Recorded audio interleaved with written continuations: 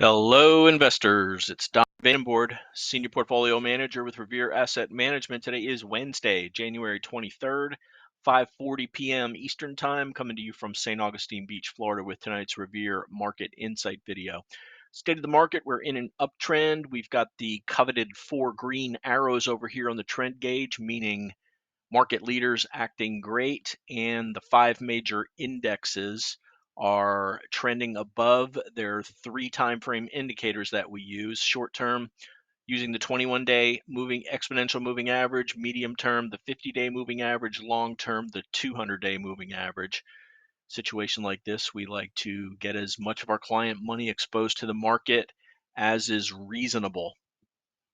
So what happened today? Well, we've been making all-time highs in the NASDAQ 100 and the S&P 500, and overnight had a gap up as rates pulled back overnight and made new highs. Just got a little too stretched to the upside. Arguably, this is the 6-day up after bouncing at the 21-day moving average.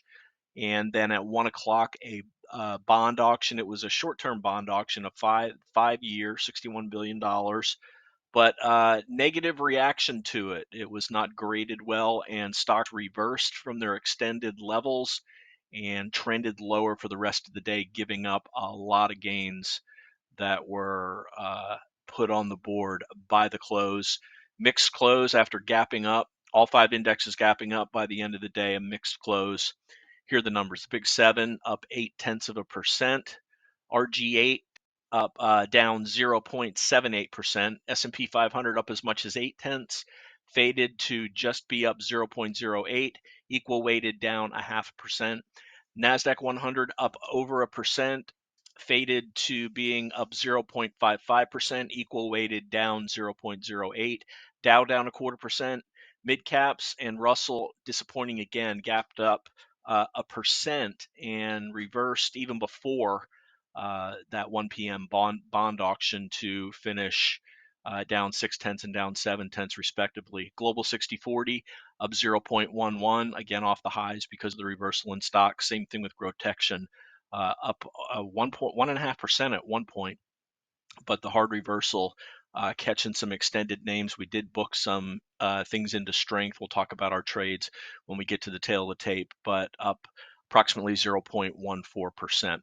So let's get to it. Here's the S&P 500. You can see this ominous looking negative reversal. The second candle in an evening star pattern. An evening star pattern is when you trend up strongly, reverse, and close at the low. It's confirmed if you finish inside half of the day 1 candle in this case, which would be Tuesdays, but that was a tight range. I think this is also called a shooting star if we were looking at candlesticks, but you can see the 5-minute chart disappointment here. Gap up, a little bit of a pullback.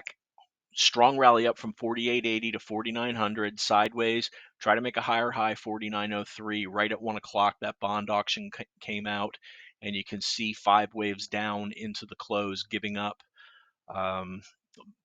giving up all the gap up and then some. And if you look at TLT, you can tell pretty much this is inverse interest rates, and you can see right at 1 o'clock there, that 5-minute candle, rates faded, came back a little bit or gained a little bit going into the close, but stocks were in no mood for it at that point, people booking profits. We did get extended on the S&P 500 almost 6% above the 50-day moving average, which is kind of a signal where we bring out the caution signal there.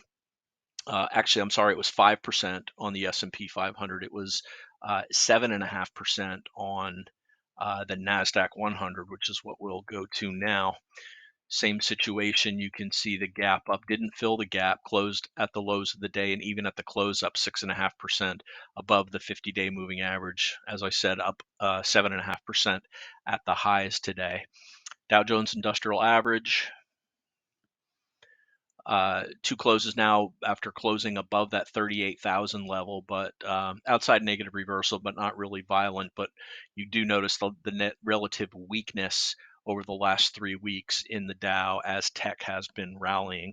MDY, another disappointment here, gap up closing right on the 8-day exponential moving average. You can see the 5-minute chart here. Each of the last 2 days, we had a gap up and then give it up on mid caps and small caps, which is IWM. Same situation there. Rally, give it up, gap up, give it up, gap up, give it up. It's sitting right on the 21-day moving average, which we really want to hold, but it's really going to come down to whether or not interest rates. Let's take a look at TBT. We actually bought TMV. This is the 2 times interest rates. And after consolidating for about a week and a half, bouncing off the 8-day exponential moving average, regaining the 50-day moving average, this is basically interest rates. Let's look at TYX. Here's the 30-year.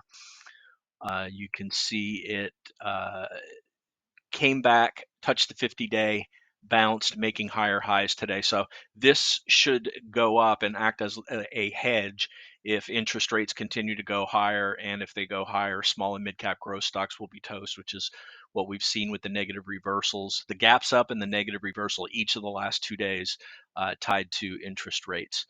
Let's look at the dollar. This helped out stocks as well today, but also reverse. So you can see the dollar here, big candle, gap down initially, rallied as the day went along, still down on the day. But as it got stronger dollar and stronger interest rates, stocks are not going to act well in the face of that. So we do want both of those to pull back. Both interest rates and the dollar. Here's GLD, negative reversal. That reversed as gold got stronger. GDX still looks awful. Ran into the declining 21-day moving average and reversed along with stocks, or I'm sorry, along with the dollar. Bitcoin gapped up, negative reversal, still finished up 1%. Now let's go to bonds. Broad bond index BND gapped up and came off, and that is just the reversal of what was happening with yields, as we already showed in the 30-year. Here is the TNX, the 10-year, closing at the highs of the day or near the highs of the day. Let's look at the equal weighted indexes quickly. RSP, outside negative reversal, but still holding on to the 21-day moving average. That's the S&P 500 equal weight. NASDAQ 100 equal weight. New highs, negative reversal, very similar to the market cap weighted NASDAQ 100. Let's go to the tail of the tape now. Then we'll look at some charts. Oh, we didn't look at the VIX. Very quickly, the VIX closed at the highs of the day. It got stronger as the indexes got weaker, right on this declining 21-day and 50-day moving average now. We'd appreciate it if that would take a break as well. If you're a bull, you want it to do that anyway. So here's the tail of the tape. Gap up, reverse after the bond auction. As I mentioned, that was really the news event of the day.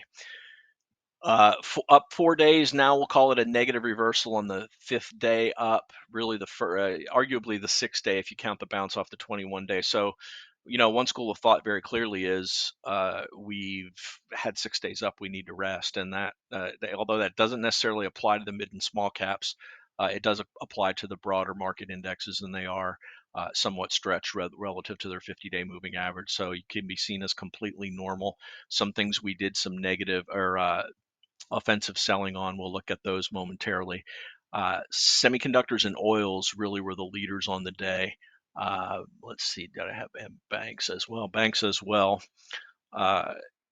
Looking good on the downside. The dollar, ITB, stick a fork in this. This looks like it needs to base after following up for a second day. Let's look at DHI, which initially had a negative reaction on earnings and followed through again to the downside, second day above average volume. These are being sold. Let's take a look at ITB. The ETF breaking the 21-day moving average. A weekly chart, it's coming into 10-week. It's at the 10-week, and that's a failed breakout. But let's see what some other home builders act like when they report their earnings. Now, despite the fact that interest rates went up, which normally hits the growth stocks, what was down and weakest today were defensive names: basic materials, staples, utilities, healthcare, and real estate. Biotech, also SPLV and HD, that's low volatility and high dividend. Those were down worse than SPHB, which was down slightly on the day after really rocking higher. But so these were down, these were weak from the get go, and then the growth names caught up with the spike in interest rates. Is pretty much what happened today. In-house trim data dog, something's just wrong with this. Uh, it just happens sometimes. Acting great, very strong stock, regained the 21-day moving average, went up 6, 7 straight days, and now 2 big down days on really heavy volume. I couldn't find any news on it, but somebody wants out of this name, and we sold half of our position right near break even.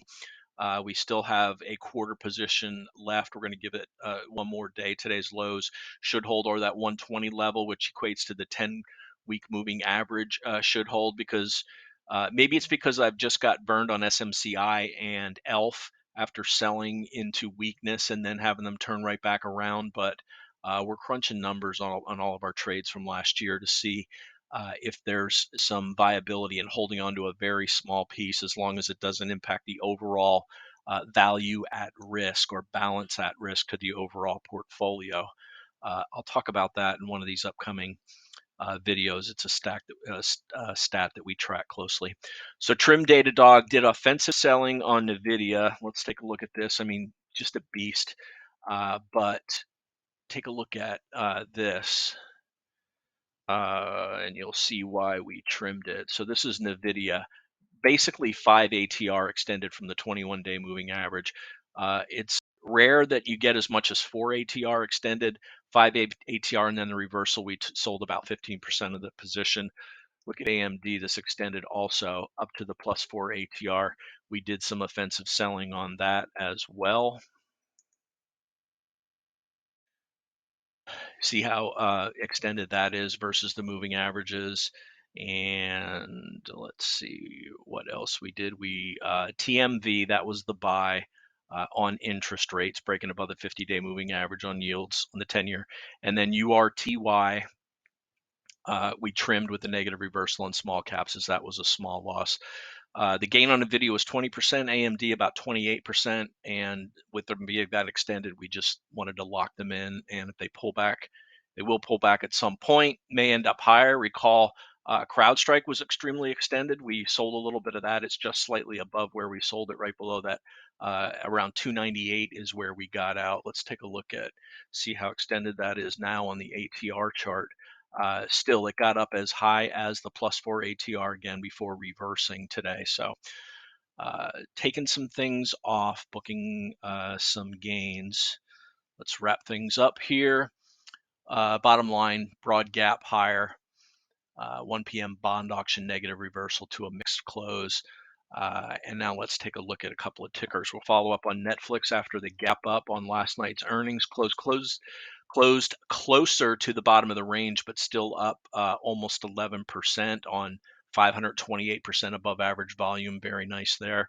Another reason for the gap up this morning was the continued strength and good news in the semiconductor sector, as another semi equipment company just blew earnings out. Big gap up. ASML up almost 9% on 775% above average volume. So this makes two of the equipment names, TSM, Taiwan Semi, and ASML, just having fantastic reactions to earnings, further cementing the strength in the semiconductor equipment sector. And of course, the equipment is used to make the semis.